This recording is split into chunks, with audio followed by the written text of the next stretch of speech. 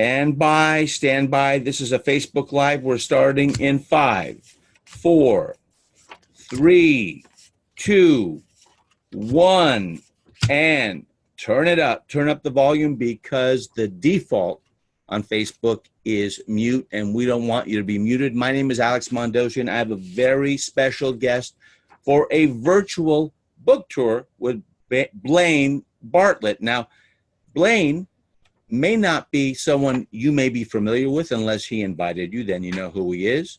But what a virtual book tour is rather than him going bookstore to bookstore and signing books, we're doing it virtually to get this out and get it exposed, get visibility, get more marketing reach for compassionate capitalism. Now, I have no idea if you know what compassionate capitalism is. You may already own the book. It looks like this. But it's not a book about the woo-woo law of attraction process of becoming a capitalist. It's more than that. And there's another book called Conscious Capitalism. One of the authors you probably do know, John Mackey. He started Whole Foods, which eventually was purchased by Jeff Bezos and Amazon. And our guest today knows both of the authors. Now, one is thicker than the other. And I'm going to challenge our author on why compassionate capitalism is less wordy than conscious capitalism. Now, one thing about this book that's very, very important is who is the ideal reader? Is it a book for people who are spiritually based? Is it a book for capitalists? Is it a book for business owners? Is it a book for people starting a business or they want to scale their business? We're going to cover this again and again throughout this virtual book tour. And I'm going to be grilling our author. He's a good friend of mine, but I'll grill him nevertheless. But right now, I want you to write down your name and the city you are hanging out from on this Facebook Live. Just type it in. And when you have a aha moment or you have a breakthrough of some kind, or you get a distinction, I want you to type that in the chat so that we can see it and we can respond to it. So I'm going to bring Blaine on right now. Blaine, welcome. You're on the big screen. And all right, let's start with, I mean, they can look you up on Google and they can look you up on your website, but what specific incident inspired you to originally come up with the idea of writing the book? And you do have a co-author. Yeah, I do have a co-author. I'll mention him in just a moment. But what inspired me to write the book, or actually what catalyzed the writing of the book? I've been in business for 40 plus years, both as an entrepreneur, but also as a consultant and executive coach, literally around the world. I've worked with some of the largest organizations in the world, and I have worked in just about every market sector that you can imagine. And one of the things that I noticed that seemed to be common with every organization I worked with was that people were not as alive as they possibly could be. And that's a very modest way of talking about it. So that started the wheels turning, and I figured most people spend the majority of their adult lives in a business organization, and if they're not organized to enhance thriving as an experience, something's off. So that, kind of laid resident in my mind for a while. And then in 2010, actually about 2005, my wife contracted a virulent form of cancer called multiple myeloma. And she ended up dying of it in 2010. And as you can probably, we'd been married for about 20 years, and it was a very, solid marriage. I mean, we loved each other. It was an amazing experience, and it rocked my world when she passed. And one of the things that occurred as a consequence of that was a fundamental existential reexamination of what's it all about, Alfie? I mean, truly, what's life about? What's my life about, more importantly? And what's my work about? Because I'd always kind of viewed my work as an expression of who I am. I didn't go to work, I got to work. I literally got to work, and I loved it from that perspective. In that examination, I started taking a look at what seemed to make things what was available that made things thrive, and it was access to spirit. It was access, and I mean this in the way that Aristotle spoke about it. That force field that seems to imbue everything with an expression. Everything gets born out of something, and it's that ineffable sort of a spirit that is present. And in organizations, particularly the ones that I was working with, that had gotten quashed. Yeah, the culture had been in place for so long, and all kinds of business expectations were in place for so long that the spirit literally was getting quashed out of not just the enterprise, but as a consequence of that, the people themselves. So that was, I mean, if there was a catalyst, it was a bit of a continuum with a very specific exclamation point to it. Where does David Meltzer come into it? David's my co-author, and when I was writing the book, I was about roughly 80% finished with the book. And I had the great good fortune of meeting David. He is the CEO of an organization called Sports One Marketing. And I was doing some research on organizations that, from my perspective, were what I'm calling compassionately capitalistic in their approach. David's business philosophy is so in alignment with what I talk about in the book that it was so it was crazy. It was kind of like I stopped writing, rejiggered a couple of things, and said, David, you've got some stories about stuff here that I really want to explore. Would you come on board as a co-author? Because I'd like to have you actually have a voice in this. So that's how he came into play. He, like I said, Sports One Marketing is the largest sports marketing agency in the world. They do NHL, NBA, NFL Hall of Fame, NASCAR. They're running Tencent's operation for the NBA in China, all of that kind of stuff. I mean, they're enormous. And he's a cool guy. Well, I mean, these days, socialism and capitalism are butting heads. And if you look at the word compassionate, that seems to be an oxymoron with capitalism, right? So why did you decide to name it compassionate capitalism? Because you probably lose a big source of readers. I want to know who the ideal reader is, but why compassionate? Well, partly it was by design, because there is an oxymoron component to this. Compassion and capitalism, in most people's experience, don't quite blend together in a natural way. So part of the intent was to have the title be somewhat jarring. It's kind of like, interrupt the patterned way that we think, and something else becomes possible. But there was also a notion around it, and you showed the book Conscious Capitalism. I know both John and Raj very well. And for me, Conscious Capitalism is a book about what it means to become aware of what the consequences are of how I conduct my business. And that awareness can lead to alternative choices about literally how I do conduct my business. Compassion for me is the behavioral manifestation of consciousness. And it really speaks to the fact, in my experience, that in life, everything is connected. There is no separation in reality. Everything is connected in some way, shape, or form, and compassion is the way that I get to experience that. So in a business sense, when I merge compassion with capitalism, it's actually an enforced, if you will, move towards a recognition of connection and a behavior that's predicated on that. Well, it's available on Amazon.com right now. If you're watching this at a certain time, you can get the Kindle version for 99 cents. There is a bonus webinar where you will get access to going even deeper into this thought. I've had the honor, the privilege to share the stage with the Dalai Lama. And when it comes to compassion, usually it's about thoughts and feelings and not about actions. And in this book, you're talking about actions. So it begs the question, who is the ideal reader? Because you may have some confusion. Well, is it the one who's spiritually minded? Is it the one who is just the hardcore capitalist? Is it the one who wants more of a socialist environment? Who's your ideal reader? Who'd you write it for? I wrote it for capitalists, quite frankly. And that is both on the delivery end as well as on the consumption end. Yeah, people that are actually engaged in a capitalist enterprise, either as leaders, as managers, as employees, but also as consumers, as stakeholders in any organization. There's nothing on this planet that escapes the touch of business's activities.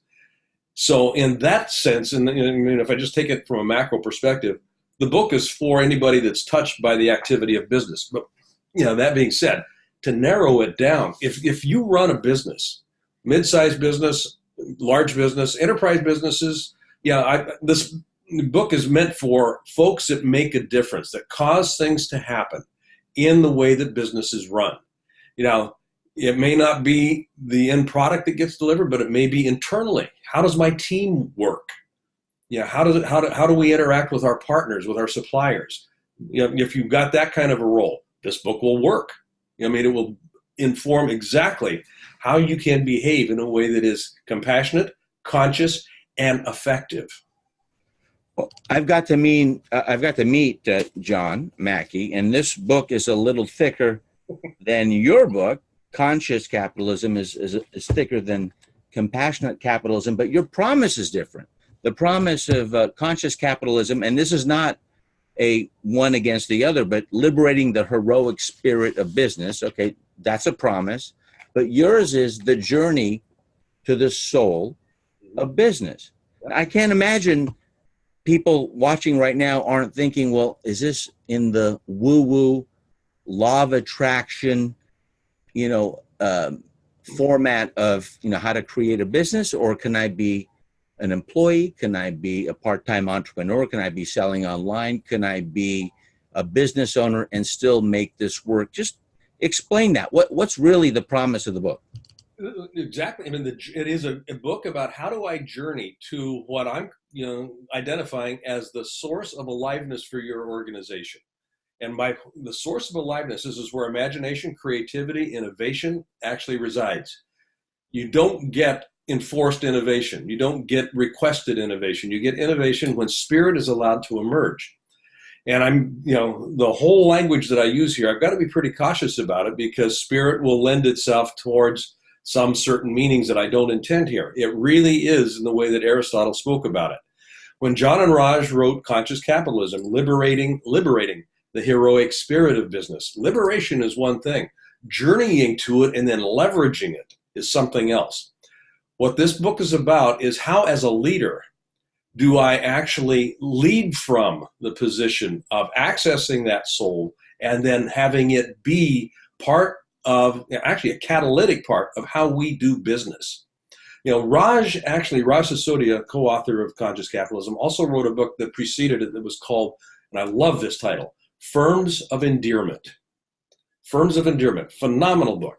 And in the book, he did some research and published some research contrasting Jim Collins's Good to Great Companies, the S&P index, and what he called his firms of endearment, which were some of the largest companies on the planet that actually espoused certain values that were different. Love, care, nurture, those sorts of things. The firms of endearment outperformed both Jim Collins's Good to Great Companies and the S&P by a huge, it was literally an exponential bump in performance on traditional business metrics. So when you look at that, one of the things that he tapped into was identifying what happens when this soul is actually actualized.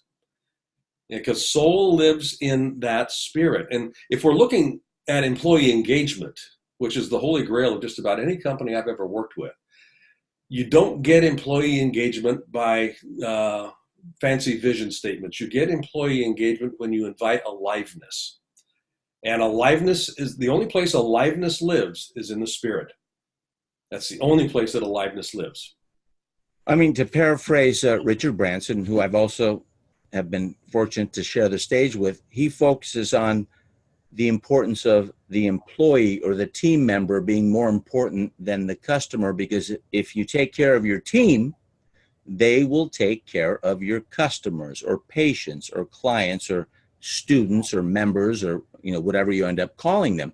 And so financial freedom is only possible if you have a team doing that with you. Otherwise, you're a solopreneur, and often that never can happen. So I think that's the key point that I got out of the book with compassion. I just wanted to bring up the anatomy of compassion, get your insight on this.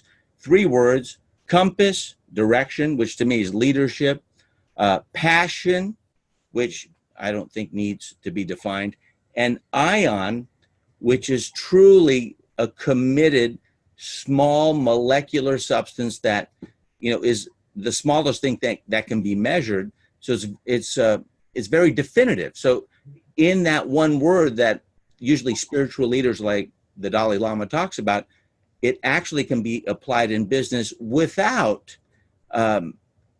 giving up candor, without giving up boundaries or anything else that has a sense of being soft on the employees.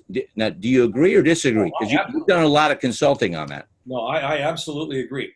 Compassion has a sharp edge to it.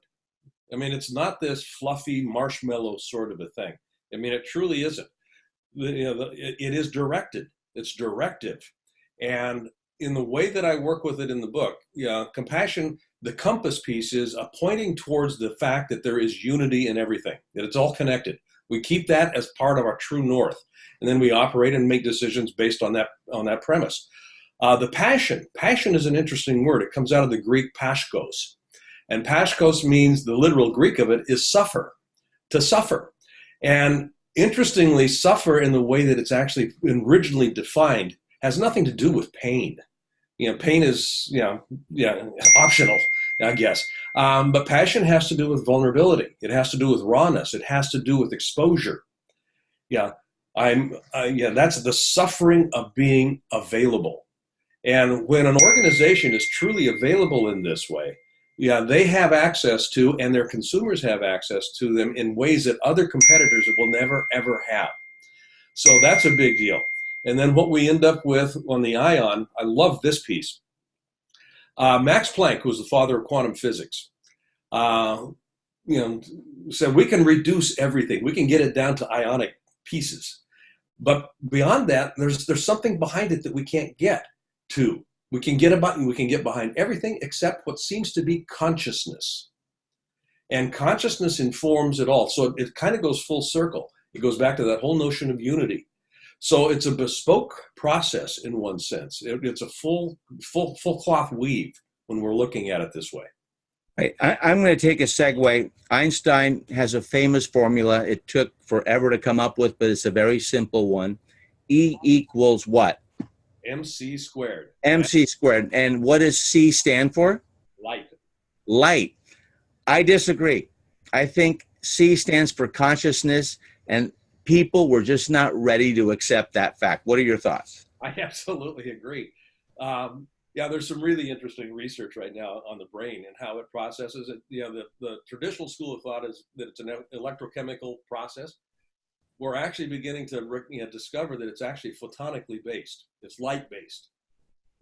Brain thoughts, these little percolating things that bubble up in our heads, are a consequence of light moving through our brains. Light is energy. It's pure energy. It's quanta. It's a quanta state. So, I mean, we can get theoretical on this, but the idea for me, theoretically, this just it marries ancient philosophies with cutting edge research in the sciences today. And there's a convergence that says even though we experience a duality in our, transiting this time and space that we call Earth, it's actually a whole. It's a unified whole, and business has a role in that. I mean, business, I think, has a singular responsibility to take responsibility for the whole, because it touches literally everything. Well, if you are capable, and if you have the ability to go to beyondbooksales.com/CC, which stands for Compassionate Capitalism, then for 1/4 of the cost of a Starbucks latte, you'll get access to the Kindle if you're doing this at the time that we have it available. Now, it may be more expensive if you're watching it later on, but if you take action, you get it, and you start reading it the question is, I don't like to read page one first. So this is a challenging question. Every author I've ever done a virtual book tour with, how do you consume the book? What would you recommend the best way to consume the book, if not at page one? And that's up to you. I don't want to have a confirmation bias. If you think page one is the way to start, great, but that's not where I started. Well, I'd start with the endorsement page. I got some great endorsements in this book. But actually where I would go to is, what's of most interest to you? And what I mean by that is, are you interested in kind of getting a sense of the history of capitalism? How did we get here? You're going to start more, closer to the front of the book. If you're interested in, this aspect of journey, where might we be headed? The middle of the book will begin to bring some light to that. If you are in a leadership role, and I don't mean titled leadership role, but you're in a role where you're affecting, the activities of other people, the last third of the book speaks directly to how do I go about leading into and from this notion of compassionate capitalism? How do I access the soul and then leverage it? And you give examples. Why don't we start with wealth disparity, chapter 1. Capitalism gets a bad rap from a lot of people, especially those who don't want to engage in it. What is chapter 1 about? Why is it important to the book and the reader? Chapter 1 talks about how we got here. Literally goes back to the beginning. Adam Smith, Wealth of Nations, 1776. He talks about, in that book, the invisible hands of commerce. And the invisible hands were informed by something that he wrote about 16 years earlier called the theory of moral sentiment. And basically that was an attempt on his part to reduce the duality that he experienced with René Descartes, I think, therefore I am, and Blaise Pascal, and some of his contemporary philosophers. That invisible hand notion informed much of capitalism as it moved its way forward until we got until the 18th century, 17th century, and things started going a little bit sideways. But the beauty of it is, and this is why capitalism has survived for so long, it is the single most effective economic engine for producing wealth and human improvement that has ever been devised. It is incredible what the human species has accomplished as a consequence of capitalism. And this first chapter is a journey through some of the high points on that struggle, because it was a bit of a struggle, And in the wealth disparity piece that I speak to is where we started to go off the rails. Invisible hands concept was enlightened self-interest. I scratch your back, you scratch my back, but it was an enlightened self-interest. It wasn't selfishly organized. Today's version of capitalism is every man for themselves. And I don't care what you get. I know what I want to get, and I'm going to do everything I can to get it. It's a zero-sum process. And that's where we start seeing some of the things that we're seeing today, where we've got 10 people in the world that own 60% of the wealth in the world. We've got income disparity that is going to cause, and is in some places already causing, incredible social upheaval. The idea of fairness is a human condition, and people know when things aren't fair, when the playing field is not level. And I'm not talking about distributing wealth equally. I'm talking about a level playing field where people have access to being able to be successful. Success is never guaranteed. You have to show up. So there's a way to level set this in a way that begins to minimize some of the hockey stick structure of the way that wealth is being aggregated and accumulated today, and not being utilized well. The other part of that is aggregated and accumulated wealth is not in circulation. And this economic model is fundamentally based on circulation. Things have to move. Well, most things not taught in school, of one of those most things, is how to become a successful capitalist. So we're not taught that. I wasn't taught that. I had to learn the hard way and lose a bunch of money along the way. But chapter 2, you talk about future history. That's an oxymoron. What is that about? Why is it important to the reader? There are things that are beginning to show up. The idea of compassionate capitalism is not a new idea in many sense, or in many ways. There are examples that are beginning to appear. Blockchain is a great example of that. Decentralized ways of both around currency, but also information flow. Information is actually the most valuable currency in the world today, information/knowledge. It's not scarce. So how do we actually begin to organize ourselves around that lack of scarcity? Because scarcity is what drives price points up. So it's really requiring a different way of thinking about how to be a successful entrepreneur.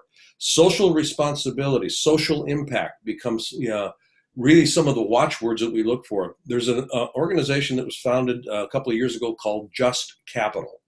And Just Capital, Paul Tudor Jones runs a $1 trillion hedge fund. I mean, it's enormous, the amount of money he's got under, not quite $1 trillion. It's billions and billions and billions, as Carl Sagan would say. But they started looking at, if we change the metrics of how business success is actually assessed, we will probably find that we begin to change the behavior.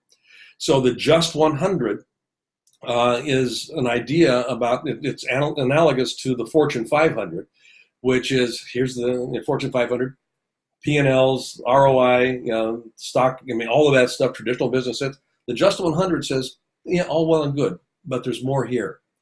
And so there are businesses, Unilever is a great example of this. They're doing some fascinating stuff. M-Pesa, I cite examples in the book. There are some things that are going on around the world that are consistent with the notion of both conscious capitalism, but more importantly for me, compassionate capitalism. And that's what the future history is.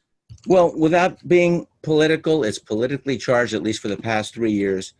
I believe capitalism is the fastest, easiest, most reliable way for more people to become wealthy, free, and live a life of their dreams. When I get on stage, I say, who thinks it's possible to make $1 million a year? And maybe 20% of the room raises their hand. And I say, how many millionaires in US dollars do you think there are in the world? And they'll guess. And then I cite Google, and it just so happens at the time of this recording, there's over 17 million. And those are the legal millionaires, okay? You could probably double that. Yeah. And so I don't believe in a scarcity problem, because my root mentor is Buckminster Fuller. I believe there's a distribution problem of information, of teaching, of capability and ability. And it's not the capitalism that's the problem, it's the distribution of that information that's the problem. So when you talk about this very important chapter, change value creation, what does that mean to the reader? I mean, I know what value creation means, but what does changing it mean? Well, value creation in the way that it has come to be known is about how can I get the best return on my investment, okay? The value creation that I refer to in the book has to do with the consequence of my business activities. And by that, I mean specifically, I will be seen as valuable as either a product or a service if the consumer of that product or service feels more alive as a consequence of consuming it. Do they feel better about themselves as a consequence of doing that? Part of what that value chain requires is when I consume something and I feel good about it, I also have an awareness of the hidden costs that went into producing that for me.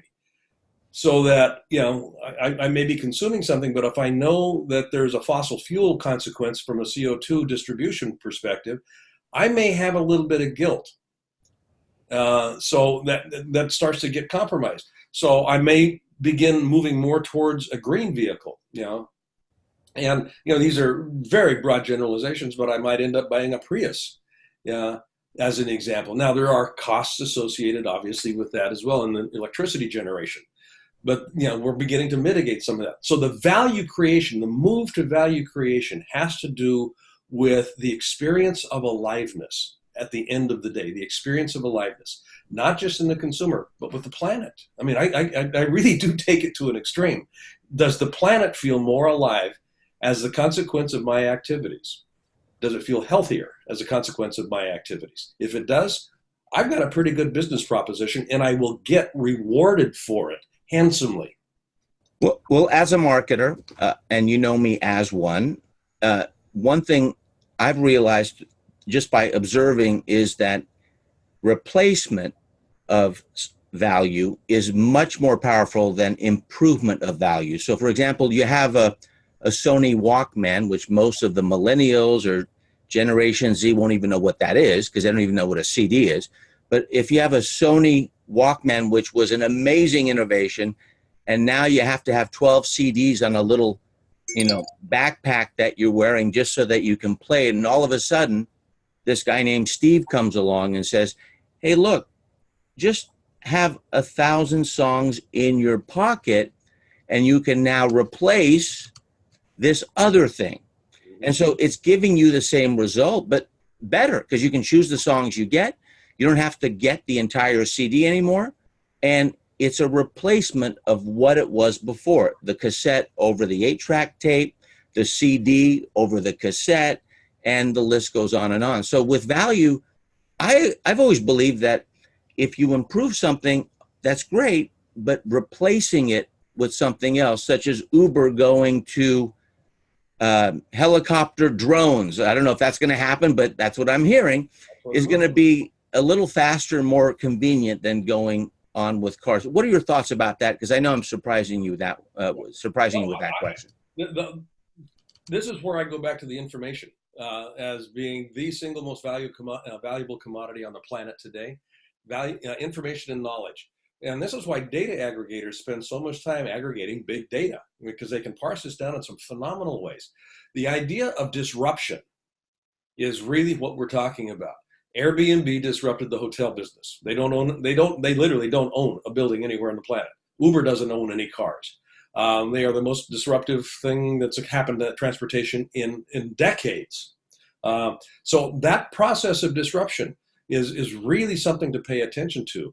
And this iPhone, I was working with Nokia when iPhone came out. And I led Nokia's global leadership initiative, for a number of years in a large part of their organization. And I remember when the iPhone came out, and I had access to their labs. I could see what they had coming up on the future. When iPhone came out, I got one, and I've still got the box from my first iPhone. I've still got the box. I was so intrigued with the packaging. I felt like a kid at Christmas. The detail to the packaging that Apple put into the presentation of this thing. Then I took the phone out, and I'd been working with a Nokia, trying to text with, pushing the number 1 button 3 times to get the letter C. Texting was just an unbelievable aggravation.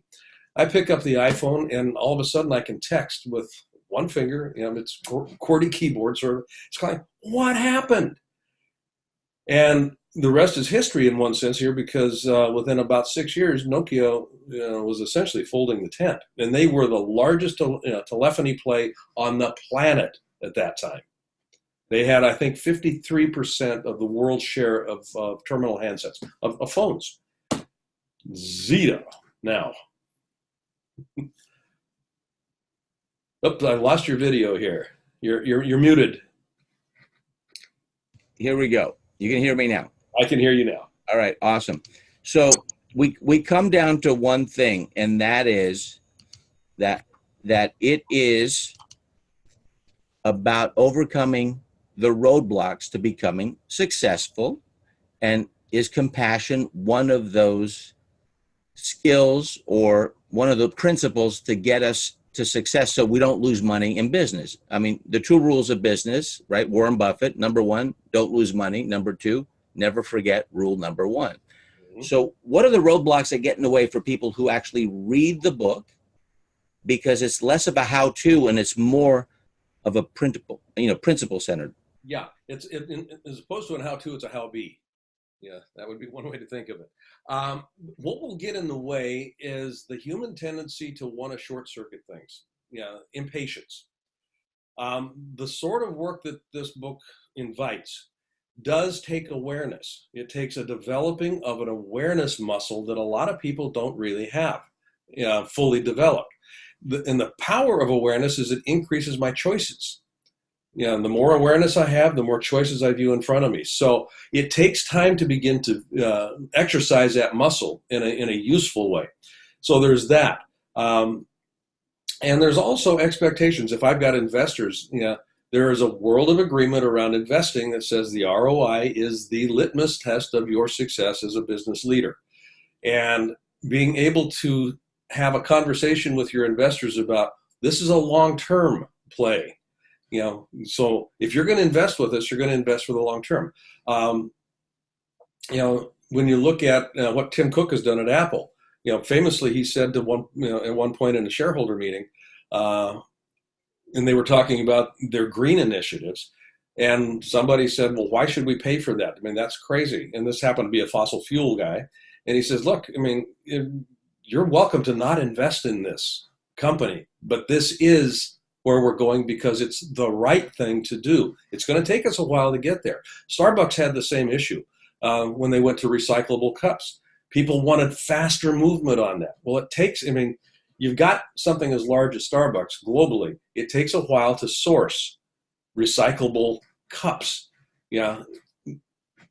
globally in order to be able to handle that. So impatience is probably the biggest thing that comes into play. And that speaks back into the whole notion of human nature. What's in it for me? That it fundamentally kind of comes down to what's in it for me. When you talk about patience, I think it's parents versus children, right? So entrepreneurs or business owners acting like parents, they look at the long game, and others don't. And it's hard because you want the money to come back fast. Yeah, especially if you're meeting payroll and if you got cash flow issues, all of that stuff. I talk about that in the book. This is not something out of my awareness at all. So there are some ideas in the book about how we go about addressing some of these things. And a lot of it has to do with just what kind of conversations do we have with people about what we're actually up to.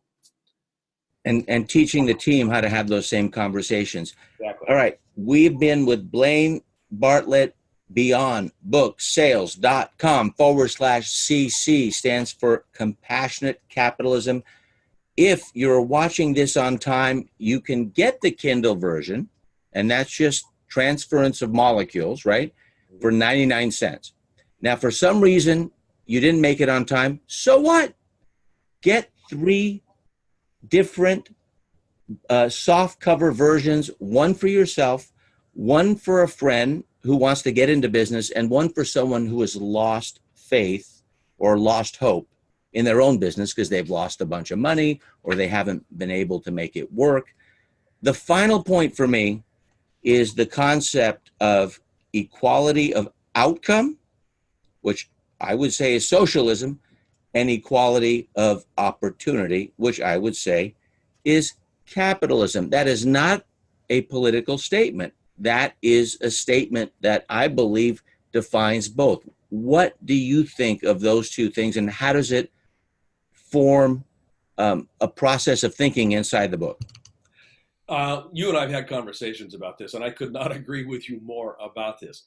Equality of outcome is it's a red herring. It really is. It's let's dangle this out here and get people all frothed up about it. We are really taking a look at equality of opportunity. And it's incumbent on me as an individual to be able to prepare myself to take advantage of the opportunities. The outcomes will then fall out. They will be what they will be, but it will be a consequence of what I've brought to the table. Outcome has opportunity. This is, mentioned this in the wealth disparity conversation, but we're, to the degree that we can, level the playing field so that we've got essentially a fair shot of given to everybody to be able to go out and do something. I'm thinking here of the old land rushes. When the founding of the American West. All these people would come together and you get free land out there someplace, but you got to go get it. Ready, set, bang, the gun would go off, and all of these folks would go out there. Some were prepared, some weren't prepared. Some had done research in advance. It's very metaphorically similar to that. The playing field was there. Everybody started at the same time, so to speak. But those that were the best prepared, and luck kind of showed its head every now and then. But that's you don't, the outcome is not guaranteed. It can't be guaranteed. If it was, why would I want to live if the outcome was guaranteed? There's no juice in that. I mean, truly, there's no juice in that. Yeah, when people ask me what's the best way to start, my response is become an intern for someone very successful. Do it for free. Let them accept you. And it's incredible how many examples of interns have become multimillionaires and billionaires. You got the final word, Blaine. What would you say to someone watching now and is thinking about how can I get the most out of this book? Pick it up, first of all. I mean, give it a read. Mark out what works for you. You know, what lands, what kind of tickles your imagination a little bit. You know, play the game of what if. You know, what if this actually was useful? How would I apply it to my organization, my area, my team, my life? Yeah, even. The intern idea. This is one of the other reasons that I asked Dave Meltzer to co-author this book with me. He uses interns a lot within their organization, and some of the brightest millennials I've ever seen. But he's usually got 20 to 25, interns, kind of cycling through at any one point in time. These guys go on to be highly successful. And I say guys, I mean, the colloquially, it's, men and women coming through. They end up being incredibly successful because they had a good foundational experience of what it means to be in a business. And that's what he's doing. He's running that business as a compassionately capitalistic organization and teaching people in the process how to go out and do this in their own lives and with their own businesses. So that's kind of where I'd go with that. People want to find out more information from me. BlaineBartlett.com has got a bunch of stuff on it. And I'm certainly open to receiving emails. There's an email link on that website as well. And I'll support anybody in any way that I can to make this happen. All right, Blaine, I hope we made an impact that capitalism is a clean and very powerful word. And this is the book, Compassionate Capitalism. It is not an oxymoron, but it is a journey. And the subtitle, which is The Promise, it's a journey to the soul of business. I'm Alex Mondosian. On behalf of Blaine and his team, all good wishes. Get the book on Amazon. Get the book. All good wishes.